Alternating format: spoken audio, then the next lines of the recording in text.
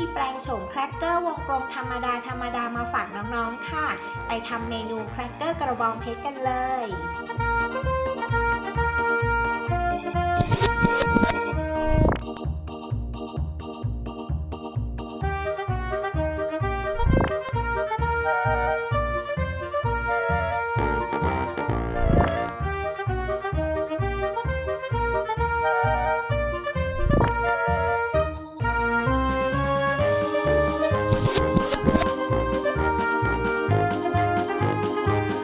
เราจะเริ่มที่บีบบัตเตอร์ครีมสีเขียวลงบนแผ่นแครกเกอร์จนทั่วทั้งแผ่นแบบนี้ค่ะ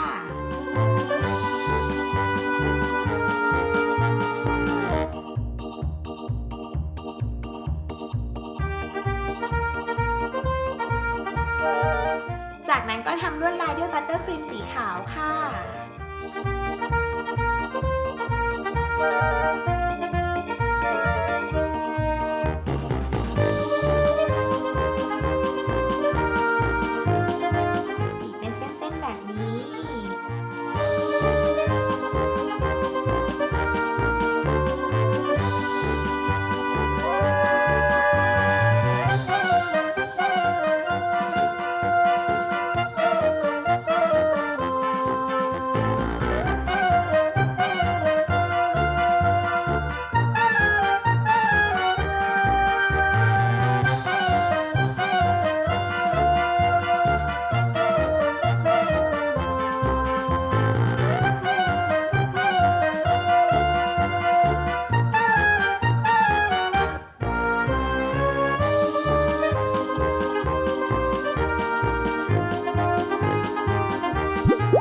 ตกแต่งด้วยเกล็ดน้ำตาล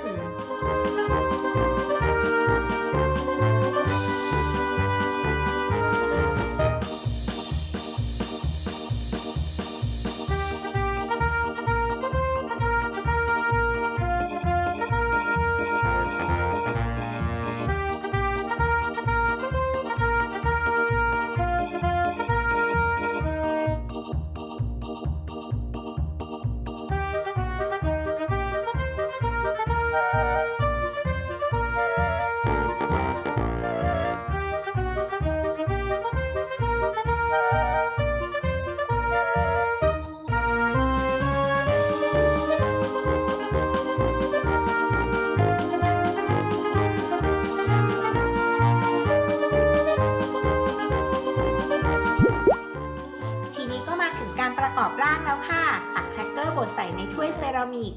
หรือใครจะใส่ถ้วยรูปร่างรูปทรงแบบอื่นก็ได้นะคะตามใจชอบเลย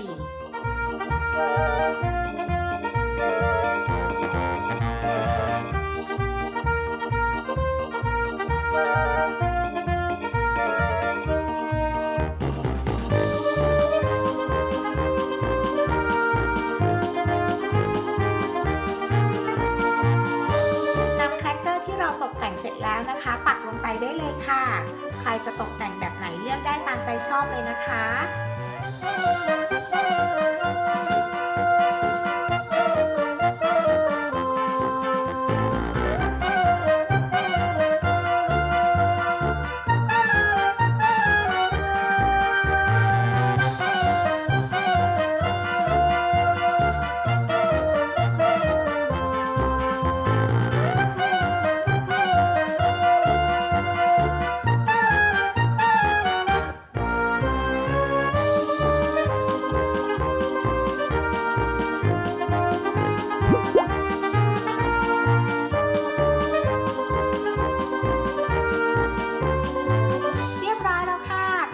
กระบองเพชรของเราลองทำดูนะคะไม่ยากเลยใช่ไหมล่ะวัตถุดิบก็หาซื้อได้ง่ายด้วย